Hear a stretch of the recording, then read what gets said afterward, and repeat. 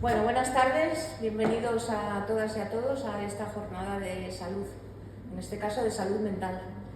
Hoy estamos aquí con Judith de la Cruz y Victoria Berjón, psicóloga y ella fotógrafa, para hablar de salud mental. Hoy vamos a hablar de un tema muy importante, del que hay mucho que hablar, que nos da como... Creo que es un tema muy abandonado, del que se habla poco, da miedo o no sé cómo definir esto, ¿no? A la gente le da como un poco de salud mental, no va conmigo. Creo que es algo que nos puede ocurrir a todos y a todas en cualquier momento de nuestra vida. No hay edad, ni rango, ni momento. Cualquier detonante puede hacer que sufras un problema de este tipo. Y creo que hay que empezar a hablar de ello con toda la naturalidad. Y para ello tenemos aquí dos personas muy estupendas, como son Judith y Victoria. Y bueno, pues nada, os dejo con ellas, que son las profesionales las que nos van a poner en el centro de la cuestión. Bueno, hola a todos. En primer lugar, daros las gracias por estar hoy aquí. Gracias a la Fundación Serra Pampley por el espacio, al Ayuntamiento de Villablino y en especial a Pilar por contar una vez más con nosotras. Y gracias a Victoria por hacer posible este proyecto. Bueno, yo os voy a hablar un poco de cuál ha sido mi trayectoria con la fotografía, cómo ha influenciado mi trayectoria profesional y personal en la creación de este proyecto y qué influencia tiene sobre todo la salud mental en la creación de estas imágenes.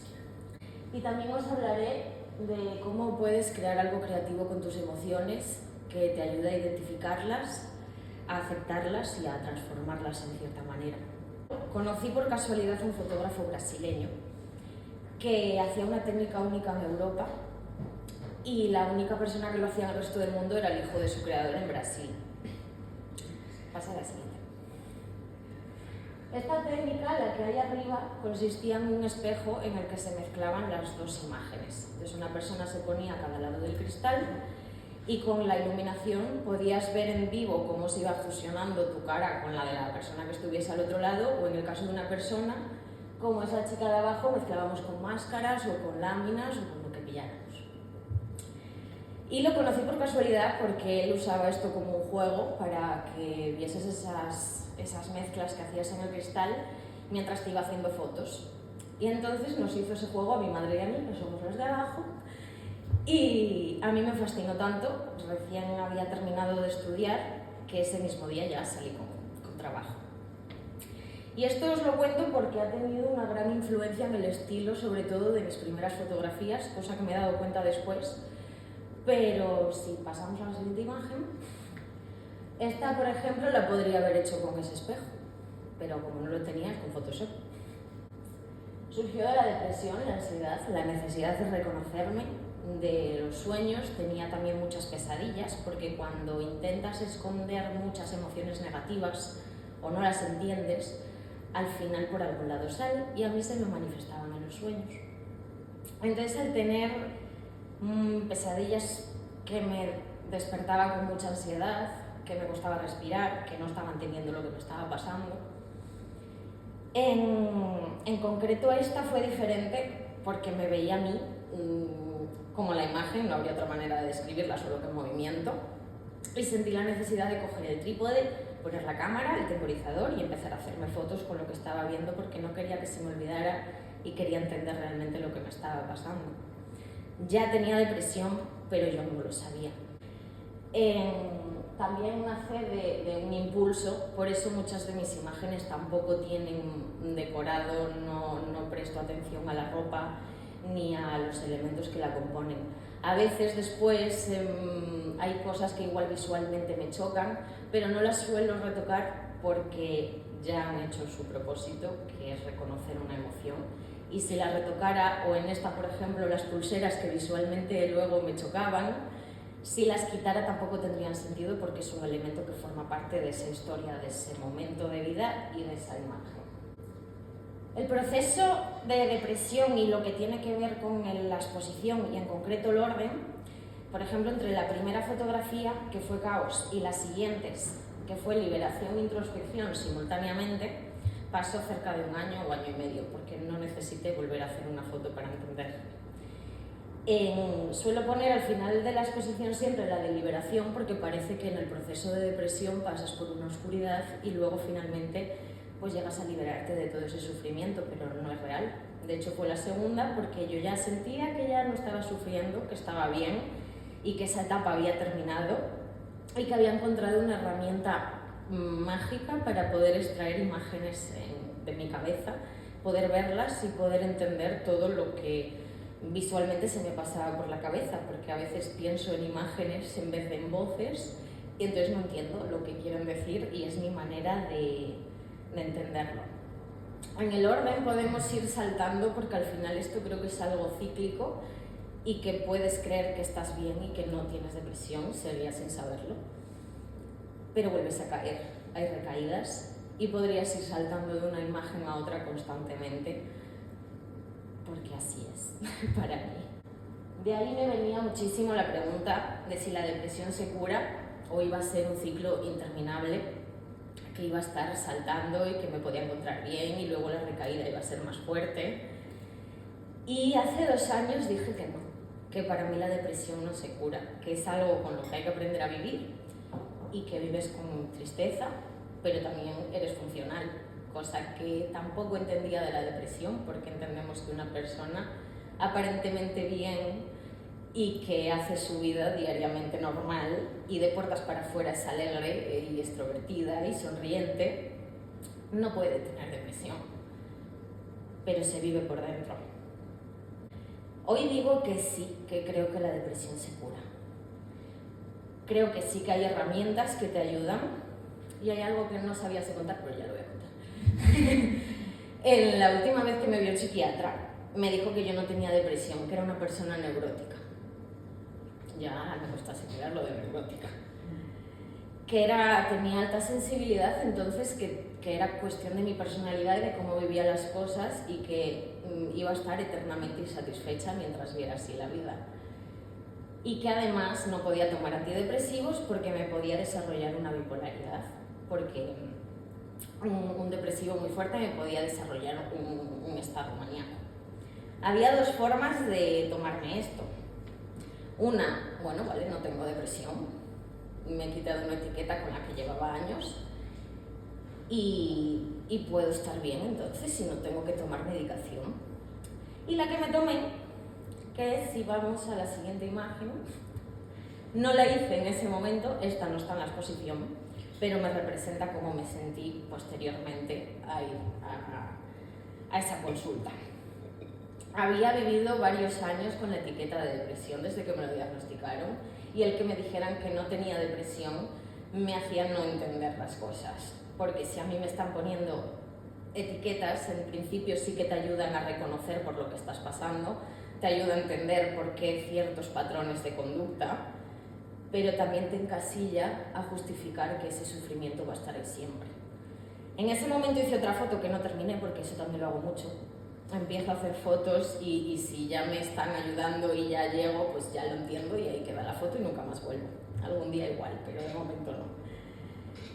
Entonces, después de asimilarlo y de que me preguntaran qué tal y a mí solo se me veía la cabeza, pues no sé, soy una neurótica, me quité todas las etiquetas y me centré en que soy una persona intensa, que siente mucho las emociones y que está bien y que esa utopía de ser feliz y de no sentir tristeza no existe, porque la felicidad también es parte de sentir dolor cuando lo hay que sentir, de sentir rabia y de que no puedes estar siempre contento. Entonces me convertí ahí un poco en una serpiente que muda de piel cada poco. Esta sí que fue de las últimas, por eso nada tiene que ver el orden, tampoco estoy súper liberada, pero es como que me voy reconstruyendo cada poco con todo lo que va sucediendo en la vida. Y a veces no me recompongo muy bien, pero bueno, se puede descoser y poner los pies en su sitio otra vez. ¿Cómo crear arte de tus emociones? Para crear algo tienes que tener algo que contar. Esta frase me condicionó muchísimo, sobre todo cuando estudiaba, porque yo sentía que no tenía talento, que no tenía nada que contar y no era capaz de crear un universo en mi cabeza para contar una historia, como me pasaba, por ejemplo, clases que teníamos que escribir guiones. Y lo que no sabía es que todos tenemos algo que contar. Pero mi arte empezó cuando dejé de querer contárselo a los demás y empezó para contármelo a mí, para entenderme y una forma introspectiva de saber qué estaba sintiendo, porque me costó muchos años y me sigue costando a día de hoy.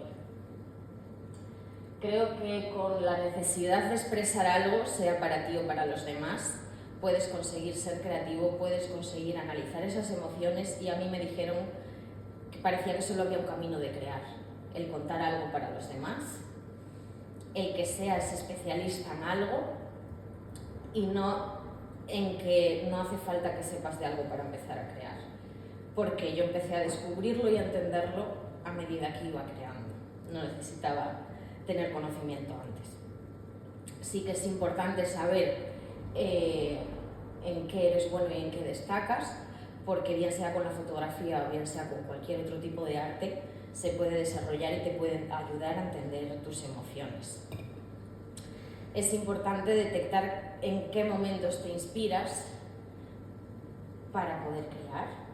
En mi caso, por ejemplo, todo lo que sea visual me contamina un poco lo que a mí me viene a la cabeza, porque como decía, a veces pienso en imágenes, entonces si veo algo que es muy visual, me encanta verlo, me encanta ir a ver obras de arte y teatro y cine, pero no son momentos en los que a mí me inspiran, aunque quizás a la larga sí que llegue esa inspiración sin darme cuenta, como me ha pasado con mis trabajos.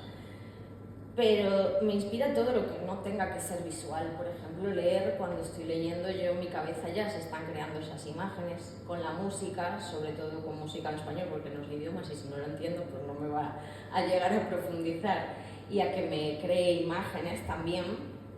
El meditar me ha ayudado muchísimo, porque también se me vienen muchas imágenes y la mayoría de las fotografías son de cuando he estado meditando o de sueños, sobre todo. El silencio y mis emociones, obviamente. Lo que ha supuesto es ponerme. Tardé varios años desde que empecé a hacer las fotografías a mostrarlas y 10 años a poder estar hablando de ello.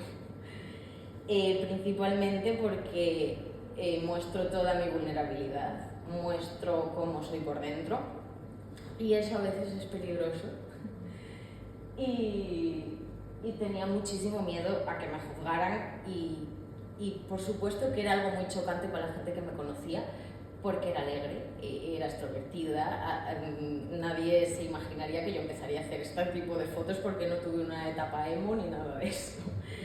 Entonces, cuando empecé a mostrarlas, todos los comentarios eran: no sé por qué no haces fotos más bonitas, con el talento que tienes podrías hacer fotos con más luz, es que dan un poco de miedo, pero nadie me preguntó: oye, ¿estás bien? Porque también creo que era una manera de pedir ayuda, aunque tampoco lo sabía. La otra parte de exponerme es que conocí a gente y empezó a abrirse más gente conmigo, y vi que había más gente que estaba pasando por lo mismo, y que el sentirte acompañada y comprendida y no juzgada es muy importante. Y es importante sentir, no bloquear lo que sentimos, sea negativo o positivo, porque ninguna emoción te mata, y eso me costó mucho entenderlo, porque a veces sí que pensaba que me iba a morir, y que vivir ya es todo un arte. Así que gracias.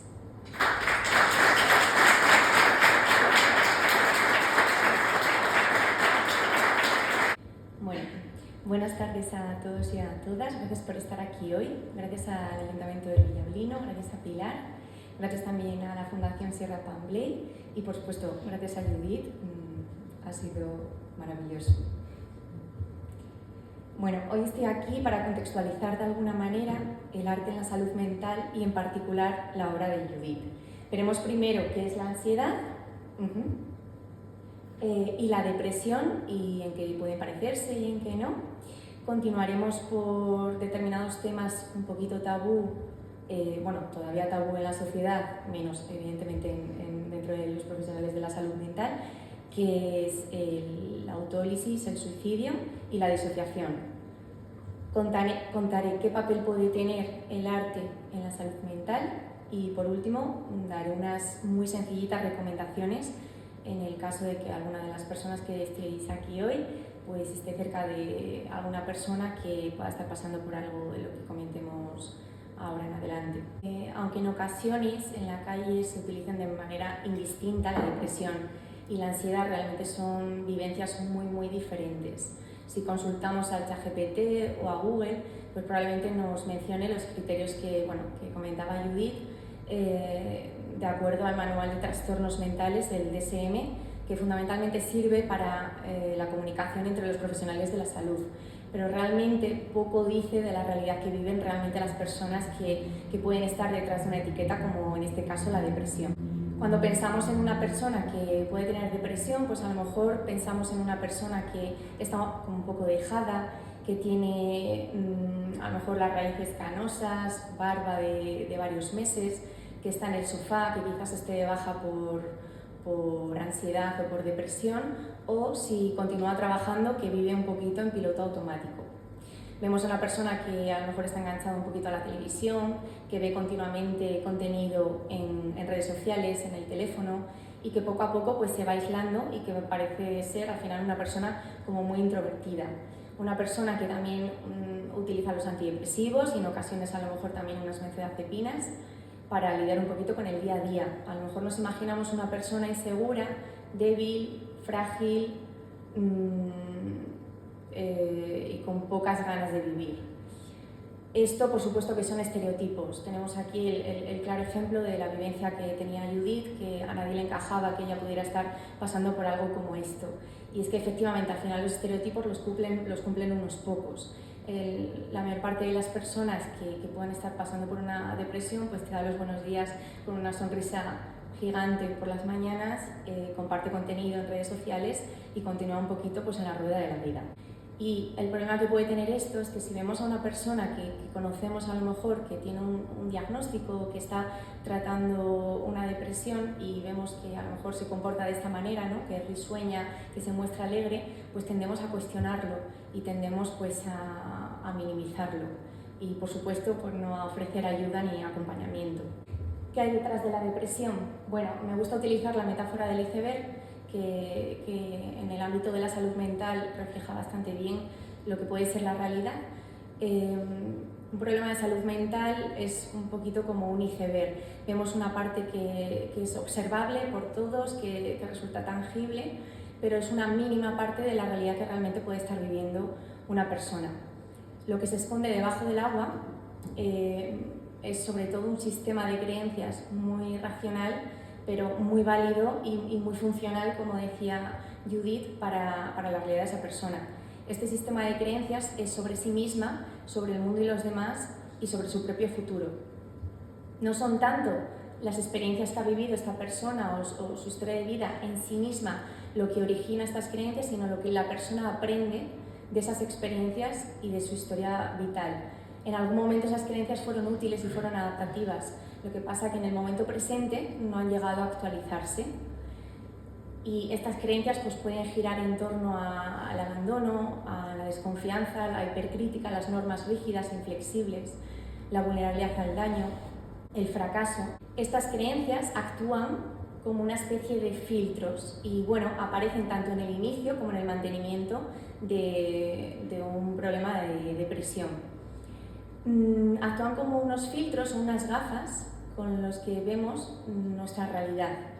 Entonces pasan por esos filtros las situaciones que vivimos y activan dentro de nosotros una serie de conductas privadas o encubiertas que son pues, todos los pensamientos automáticos negativos que aparecen y se manifiestan dentro de nosotros. Estos pensamientos automáticos a su vez se convierten en estímulos de más pensamientos automáticos y así es como se forman los bucles rumiativos en nuestra cabeza. Esta lavadora mental de estar continuamente pensando en bucle con determinados temas o preocupaciones puede parecer lo contrario, pero realmente es una estrategia de regulación emocional. porque si yo lo tengo centrifugando en mi cabeza, siento un cierto control sobre esta realidad que yo estoy viviendo ahora mismo y sobre los pensamientos, que en el caso de Judith sobre todo son imágenes, que también pueden ser imágenes por supuesto, produce una cierta relajación y cierta sensación de control. El problema es que a medio plazo esta estrategia no funciona, no nos lleva a ninguna solución. Seguro que en algún momento os ha sucedido que estéis a lo mejor en un plan social y tenéis alguna preocupación o tenéis algo entre manos que en ese momento no podéis solucionar, pero estáis deseando llegar a casa para poder pensar bien en ello, y rumiar y darle vueltas a este tema, hablarlo con un familiar, con vuestra pareja, porque tenéis como esa necesidad de soltarlo. Pues una persona con depresión vive esto de manera continua. Estas conductas privadas, estos pensamientos, que tienen fundamentalmente, se enfocan en experiencias de daño, de vulnerabilidad, experiencias donde esa persona ha sufrido pues, trauma, abusos o equivocaciones que le han hecho daño a su propia identidad y concepto de sí mismo, va a desencadenar y va a precipitar emociones que forman parte también pues, de estas conductas privadas. Estas emociones, que particularmente, por supuesto, está la tristeza, no se queda ahí, puede desarrollarse pues, a sentimientos más profundos como la culpa, la desesperanza o el vacío. Estas emociones y esta visión no solo es sobre cuestiones del pasado, sino que también aparece una especie de vacío sobre el futuro. Hay una dificultad particular para visualizar un futuro, lo cual esto genera desesperanza. Estos sentimientos vienen acompañados de una respuesta fisiológica. Generalmente esta respuesta es de sentir que el cuerpo pesa mucho, fatiga, una sensación de vacío interior, de pesadez, somnolencia. Y estos sentimientos actúan como impulsores de determinadas conductas que pueden ser bien manifiestas o pueden seguir siendo conductas privadas, con el objetivo, por supuesto, de aliviar todo el malestar que la vivencia está suponiendo. Estas conductas pueden ser lo que vemos, pues la persona que dice que no a todos los planes sociales, que hace mucho tiempo que no contesta el teléfono, o que contesta de vez en cuando, o que sus respuestas a lo mejor son un poquito frías, pero luego nos lo encontramos en la calle y nos saluda como si nada. Estas respuestas, que pueden ser un poquito inconsistentes, realmente no lo son tanto. Y por otro lado, puede haber, por supuesto, pues estas conductas encubiertas, que es toda esta rumiación interna. Este patrón pretende encontrar un alivio momentáneo, evitar, por ejemplo, un plan que supone mucho esfuerzo mental a hacer frente. Es decir, tengo que enfrentarme a todas estas personas, que a lo mejor eran mis personas de seguridad, pero yo, no me siento bien y no me apetece ahora mismo hacer un esfuerzo. Con lo cual, renunciar a ese plan, decir no, supone restar una carga mental, y esto produce un alivio inmediato. Sin embargo, no asistir a determinados planes sociales, a determinados eventos, va a implicar una pérdida de apoyo social y también perder la oportunidad de cortar todos estos bucles de pensamiento y perder la oportunidad de poder tener momentos de cierto alivio emocional por estímulos sociales. El contexto interno de la persona va cambiando progresivamente y con ello el efecto que el contexto tiene sobre ella, porque ya no le va a producir el mismo efecto las actividades que antes hacía. Ya no es lo mismo las personas que antes le daban seguridad y entretenimiento y diversión. No, porque el contexto interno está cambiando y el modo en el que responde al contexto externo también lo hace. Claro, en un momento en el que ya se están instaurando todo este patrón de conductas, si encima me supone mucho esfuerzo hacer planes y además cuando vuelvo a casa no me ha servido de mucho, sino todo lo contrario, esto va a reforzar mucho la respuesta de evitación. Probablemente sea un momento en el que no necesite a lo mejor hacer lo que siempre le ha funcionado y sea un momento de probar cosas nuevas, pero cuando la persona está en estos patrones de conducta y cuando la persona ya no le funciona lo que antes le funcionaba, va a ser muy complicado encontrar energía para poder enfrentarse a nuevas actividades y comprobar si esas funcionan para subir ese estado de ánimo o no. Todo esto propicia que las personas dejen de tener acceso a todas aquellas situaciones y contextos que en el pasado le permitían mejorar su estado de ánimo o mantener un buen estado de ánimo. Me imagino que todos anticipamos un poquito cuál es el camino en este sentido. Al final hay un deterioro cada vez más progresivo del estado de ánimo y cada vez menos motivación para probar nuevos contextos y para querer salir adelante. La etiología de la depresión, que bueno, esto era la parte de atrás. ¿Cuál es la causa de la depresión? No hay una causa única, es un cúmulo de variables que actúan como unas variables de riesgo, es decir, hay una serie de contextos, de conductas de riesgo, de patrones de riesgo, y tiene que haber un detonante o dos, y entonces es cuando empieza a cambiar la línea de nuestros patrones de conductas. Entonces, a mí me gusta explicar la depresión o cualquier otro tipo de problema de salud mental, como hablaríamos, por ejemplo, de un cáncer de pulmón. Podemos comprender que el cáncer de pulmón no lo ha generado fumar, la conducta de fumar. Al final es un cúmulo de variables y probablemente haya habido un detonante. Conocer cuál ha sido el detonante realmente no tiene por qué formar parte de la solución, pero conocer qué está manteniendo el problema sí lo es. Por eso quizás en algunas ocasiones nos puede ayudar a teorizar o hipotetizar sobre el origen del inicio de estos patrones y de este problema tan importante de salud mental, pero realmente no nos va a llevar, es complicado que esto nos lleve a una solución. Pero sí podemos ver qué patrones están alimentando toda esta parte.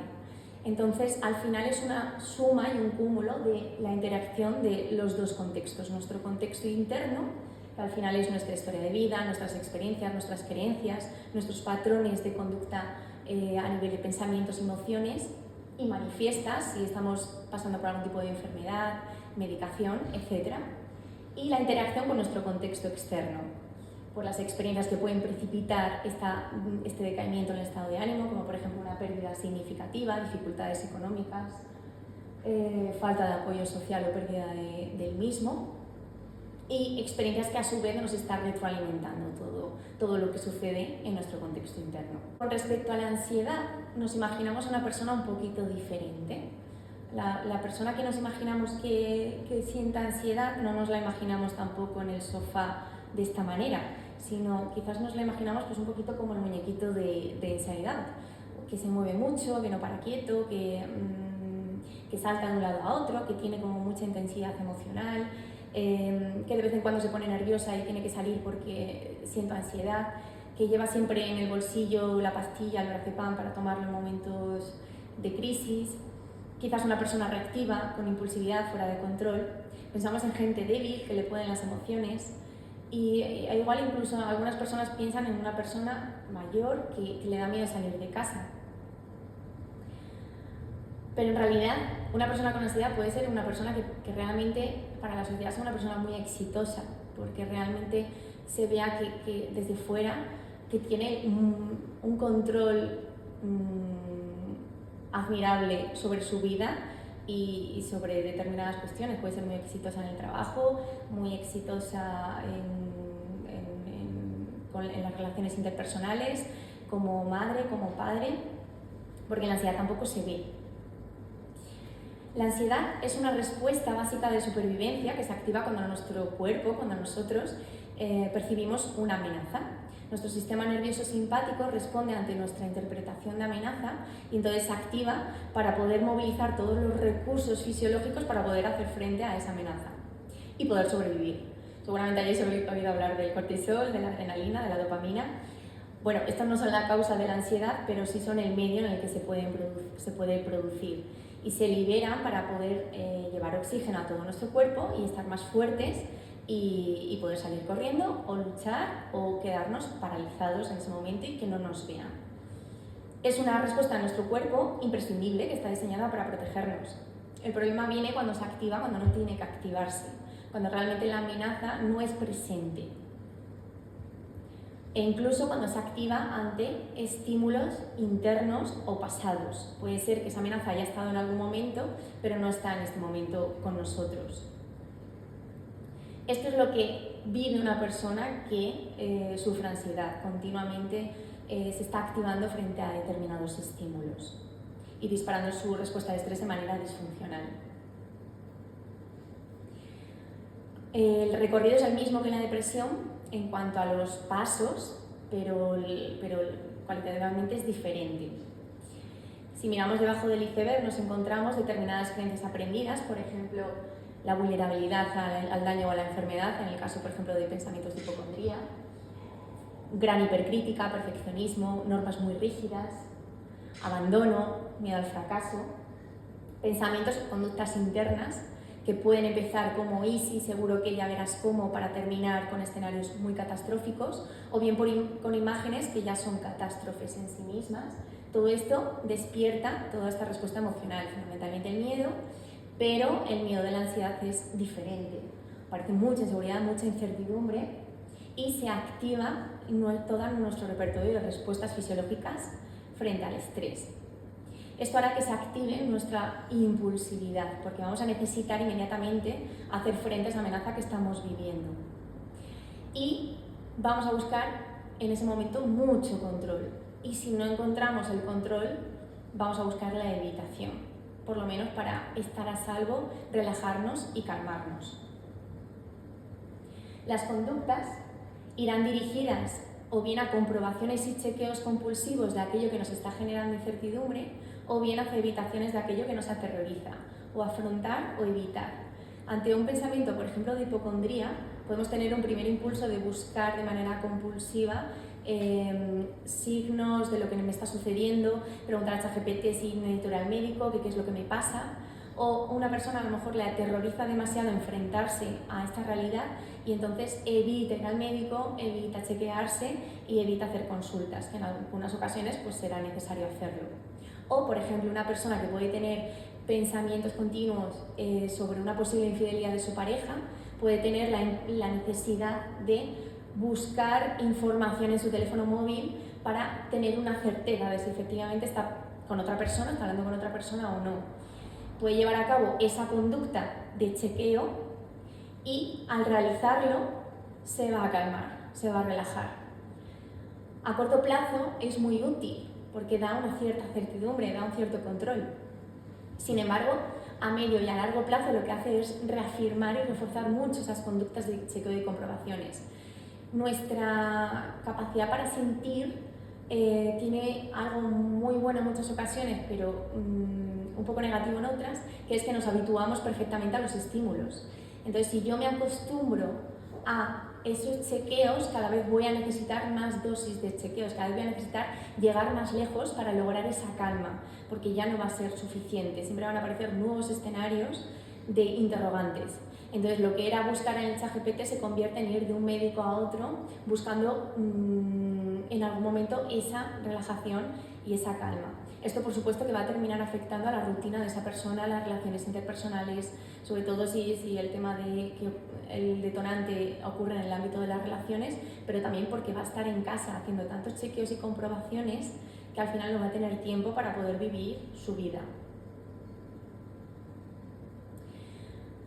Si es imposible la certidumbre o evita demasiado conocer la información, entonces su patrón va a ser de evitación continua.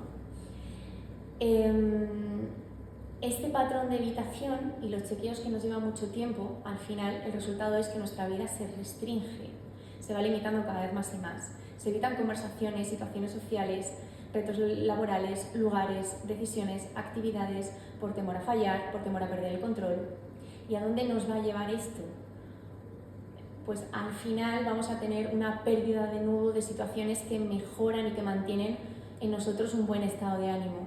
Entonces aquí es donde juntan sus caminos la ansiedad y la depresión. De pronto voy a perder todos los reforzadores de mi estado de ánimo que yo tenía.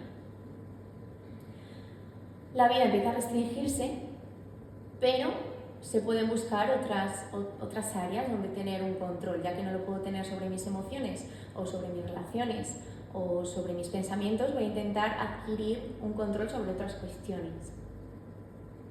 Muchos trastornos de conducta alimentaria, como la anorexia y la bulimia, comienzan experimentando importantes dificultades para regular sus emociones, bien por su historia de vida, porque han tenido historia de abusos, de bullying, de abandono, o bien porque en su situación presente están viviendo contextos también de abandono, de invalidación emocional o de abuso. Como esta situación es insostenible y se escapa a su control, necesitan buscar certidumbre y necesitan buscar control. Y el TCA se puede convertir en un salvavidas en ese momento para adquirir una cierta seguridad emocional. Con lo cual, todas las conductas internas, todos los pensamientos y todas las emociones van a girar en torno al control del cuerpo y de la comida. Es tangible y además al principio se experimenta como una luna de miel, porque al principio es muy agradecido. Al principio hay mucho control, se siente mucho control y además los cambios son muy visuales, pero con el paso del tiempo se produce un estancamiento y ahí es donde se pueden buscar otras maneras de buscar control, o el TCA, que ha podido empezar siendo de tipo restrictivo como la anorexia, puede mutar a otros como el trastorno por atracón o la bulimia. Otras personas, por ejemplo, se pueden refugiar en el trabajo. Los adictos al trabajo se evaden, desconectan de sus preocupaciones y necesidades personales, y además el control está muy bien reconocido socialmente, entonces nadie va a pensar que esto está siendo una estrategia de evitación. No sucede lo mismo con el alcohol y las drogas, que no están tan bien vistas y sí que funcionan también, por supuesto, como un mecanismo de afrontamiento emocional, es decir, evitar la experiencia emocional. ¿Qué se hace en un estado como este, cuando llega una persona a este momento? ¿Qué creemos que va a hacer una persona con todo este sufrimiento emocional? Pues generalmente no exteriorizarlo, porque no estamos acostumbrados a hacerlo, no nos educan para ello. Y, por supuesto, encontrar sus maneras para poder hacer frente a toda esta experiencia emocional. Formas accesibles para aliviar a corto plazo, como el alcohol, el juego, las apuestas, las compras por internet, las drogas o las autolesiones. Existen muchos mitos en cuanto a las autolesiones y uno de los que más me preocupa a mí como profesional es pensar que la autolesión es una búsqueda de atención, es una llamada de atención. ¿Quién se cortaría los brazos o se quemaría o se mutilaría por buscar atención? Hay otras formas de buscar atención, contestando mal, desobedeciendo, llegando tarde, pegando. Hay otras formas que no implica ese daño a uno mismo, que en muchas ocasiones es extremo. La autolesión es una conducta que se da en un contexto de altísima intensidad emocional con el propósito de experimentar regulación emocional. El dolor físico es tangible, el emocional no lo es. La autolesión contribuye a crear una sensación de control sobre el malestar y es una estrategia de distracción frente al dolor emocional. Nada que ver con llamar la atención. Además, las heridas físicas son fáciles de curar. Con las heridas emocionales no solemos tener un botiquín en casa. En personas que experimentan episodios de intenso sufrimiento emocional pueden buscar de manera muy intuitiva dicha conducta, porque a corto plazo funciona súper bien. ¿Cuántos tipos de autolesiones existen? Pues cualquier conducta que se nos ocurra que implique un alivio momentáneo y un perjuicio físico. Un atracón de comida puede funcionar como una autolesión, un vómito también, y un ayuno indefinido también puede funcionar como una autolesión. ¿Están relacionados las autolesiones con los pensamientos de suicidio? No necesariamente. La ideación suicida consiste en la aparición de determinados pensamientos, es decir, conductas privadas, que podemos tener todas las personas en algún momento de nuestra vida. Como consecuencia pues, de situaciones de mucho sufrimiento emocional, problemas importantes que nos afectan mucho en el día a día o que afectan a personas a las que queremos mucho, y nos vienen pues, como pensamientos automáticos en ese momento. Incluso a veces nos viene la imagen de me tiraría por la ventana y me imagino tirándome por la ventana. Aparecen ante la necesidad de aliviar el sufrimiento, porque en el momento en el que lo ves todo se termina, en el momento en el que tú te lo imaginas todo se acaba y regula emocionalmente por un momento. Sin embargo, después, cuando tomas una decisión con respecto a este pensamiento que ha ocurrido, pues empiezas a acordarte pues, de aquellas personas o de todo aquello que a ti te ata a este mundo y a la vida, y entonces desechas esa opción. El problema, claro, está cuando esta ideación suicida empieza a tornarse de intencionalidad y de planificación. En ese caso, entonces, por supuesto que hay que intervenir. Hay que intervenir porque ahí sí hay un riesgo de llevar a cabo efectivamente la conducta de suicidio. En ningún caso las personas desean morirse. lo que necesitan es dejar de sufrir y experimentan mucha desesperanza con respecto a la posibilidad de poder salir adelante y dejar de sufrir de esta manera. Es la única alternativa que les queda. Por último, antes de adentrarnos en el papel del arte, es importante que hablemos de la disociación. La disociación no es un fenómeno intrapsíquico, misterioso, no, se puede conceptualizar perfectamente de una forma funcional y operativa. Es una conducta que ha sido aprendida y mantenida por contingencias del entorno. Puede ser vista como una estrategia de evitación o de escape ante determinados estímulos aversivos. Pueden ser internos, pueden ser pensamientos, pueden ser emociones, pero también pueden ser situaciones presentes o recuerdos de situaciones pasadas.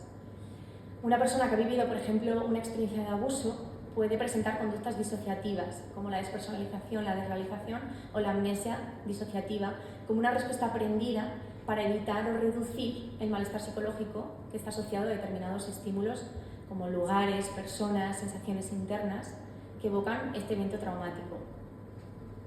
La disociación no es un estado alterado de la conciencia, es un patrón conductual. Cumple una función, que es reducir el contacto con estas experiencias tan aversivas, que pueden ser internas o pueden ser externas. Esta conducta, además, se ha visto muy reforzada en el pasado porque ha permitido poner una distancia emocional con lo que sucedía y con ese malestar, y se ha consolidado como una respuesta de afrontamiento, que quizás en el momento presente ha dejado de ser adaptativa, pero es una respuesta tan bien aprendida y tan reforzada que aparece de manera automática. Lo peor que sucede con las experiencias disociativas es que pueden generar mucha sensación de falta de control, sobre todo cuando vienen acompañados de amnesia, de no recuerdo, no sé qué hice, no me acuerdo cómo empezó todo, y al final la respuesta cuyo objetivo era la supervivencia emocional, pues ha dejado al final a la persona con mucha inseguridad emocional. La persona está, pero no procesa. Hay personas que les puede suceder solo en algunas ocasiones de manera puntual porque es una respuesta que tiene nuestro organismo, pero hay muchas que tienen el patrón muy interiorizado. Cada persona que pasa por alguno de estos procesos que hemos descrito los experimenta y los vivencia de un modo particular, a su manera, pero sí que hay componentes en común, que es todo ese malestar emocional, todas estas emociones desagradables. Las emociones negativas las tendemos a asociar con debilidad, vulnerabilidad y fracaso vital. Nos enseñan desde pequeñitos que hay que aguantar esas emociones negativas, porque si no escuchamos esto de que ahora no se aguanta nada o nos encasillan rápidamente en la generación de cristal, aguantan ese trabajo, aguantan esta relación, aguantan este contexto, incluso aunque se estén dando situaciones de violencia. Y si no hay una situación objetivamente amenazante, pero en el contexto interno sí lo es decir, se nos están activando cositas dentro de nosotros, tampoco se nos permite exteriorizarlos. ¿Hasta qué punto aguantar las emociones termina siendo adaptativo? No sé si conocéis a alguien que haya sido capaz de ser feliz aguantando la vida. La educación que hemos recibido sobre nuestra salud mental se centra en sostenernos de la mejor manera que podamos nuestra experiencia emocional a toda costa. No está permitido mucho llorar, verbalizar lo justo, y sin embargo la violencia es una forma de expresión que en muchas ocasiones llega a justificarse. Yo también me pondría así si a mí me hacen esto. Y en el mejor de los casos exteriorizamos las emociones con violencia hacia los demás. En el peor, pues en forma de suicidio. Y de otra forma es que nuestro cuerpo lo haga por nosotros, a través de nuestra salud física. Hay muchas formas de responder ante la alta intensidad emocional, como decía Judith, gritando, por ejemplo, haciendo daño a otras personas, creando conflictos, bebiendo alcohol, gastando dinero más del que tú puedas ganar, en juego, en inversiones descabelladas. Todas estas conductas, como hemos visto, tienen un efecto aliviante e incluso en algunos casos placenteros. Y esta consecuencia hará que esta respuesta se fortalezca cada vez que una persona pues, se siente sobrepasada o vacía desde el punto de vista emocional. Pero es que el problema de las emociones desagradables o negativas no son ellas. Tenemos un sistema límbico, que es una estructura cerebral que nos permite, como decía Judith, sentir toda esta intensidad emocional, y si no, disocia por nosotros, pero realmente tenemos capacidad para sostener y para vivenciar esta experiencia emocional. ¿Por qué nos empeñamos en ignorarlas y en no utilizarlas? Lo desadaptativo puede ser la manera en la que las regulamos. Y por otro lado, no echar un vistazo a qué me está generando a mí toda esta alta intensidad emocional si aparentemente no hay una situación que esté siendo proporcionada a mi respuesta. Hay muchas personas que llegan a terapia sin saber muy bien por qué vienen, pero reconociendo que algo les pasa y que algo no va bien. Sienten mucha confusión con respecto a lo que sienten o lo que quieren. Y muchas veces con mucha dificultad para tomar decisiones, les cuesta identificar lo que sienten y en muchas ocasiones no diferencian entre emociones, pensamientos y situaciones. Muchas veces hay personas, más habitual de lo que podría parecernos, que no diferencian entre lo que ha ocurrido, lo que han pensado y lo que han sentido. Es normal sentir varias emociones a la vez y cuando algo no está yendo bien en nuestra regulación de emociones, estas emociones pueden sentirse de una manera muy intensa. Es como vivir en una ciudad en la que hay muchísima niebla y no puedes saber muy bien dónde termina la carretera.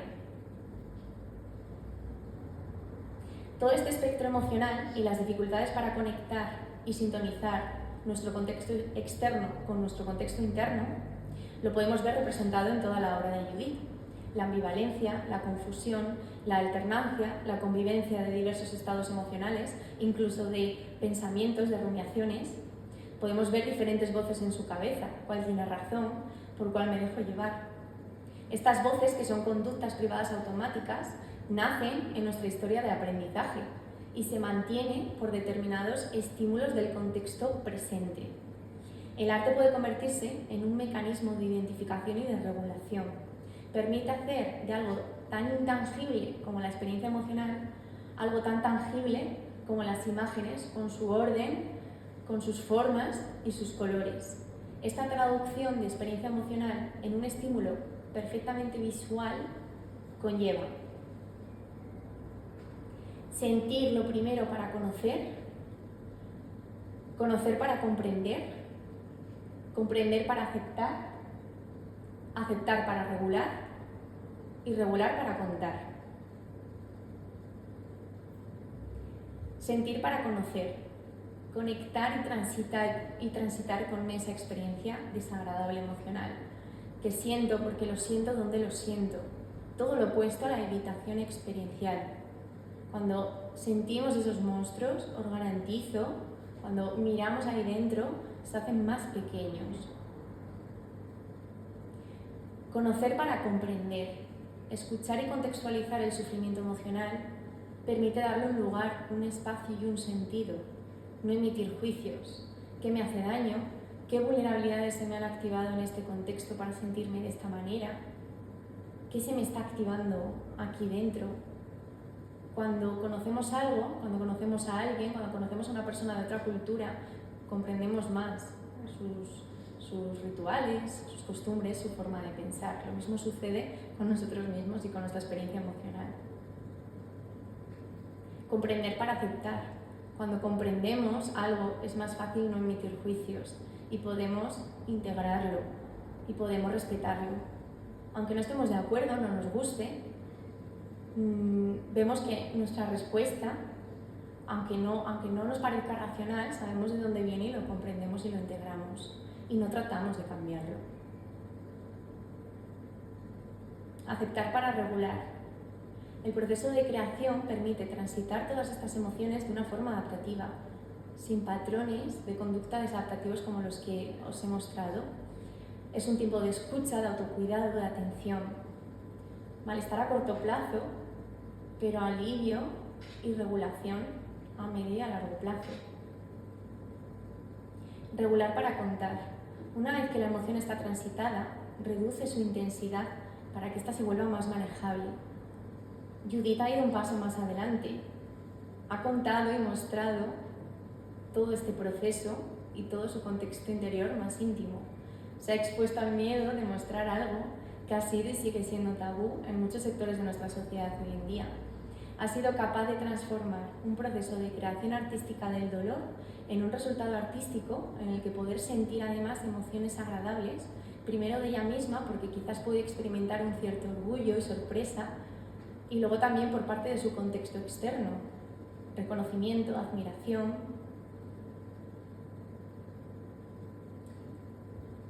Y por último, en el caso, por ejemplo, que podemos ver en la obra de Judith, es una estrategia de regulación que puede funcionar muy bien frente a amenazas que vemos en la columna de la derecha, o bien irreales o bien no presentes. No hay nada con lo que yo me pueda enfrentar ahora que pueda utilizar toda esta respuesta que yo tengo dentro. Son emociones intensas que me pueden despertar todas estas respuestas desadaptativas y se me pueden activar todos estos patrones disfuncionales. Sin embargo, Judith ha utilizado el arte de una manera que se puede corresponder con la primera columna. Ha conseguido, en lugar de buscar soluciones, que es un poco también la sociedad en lo que nos espera convertirnos en personas muy funcionales, ha buscado sencillamente la aceptación de su experiencia. Y esto ya es el top, lo ha conseguido. Cuando el estímulo no es presente, cuando no está ocurriendo nada, lo único que yo puedo hacer es colocarlo de una manera que, aunque no me guste, yo lo pueda integrar y pueda continuar adelante con mi vida. Y por último,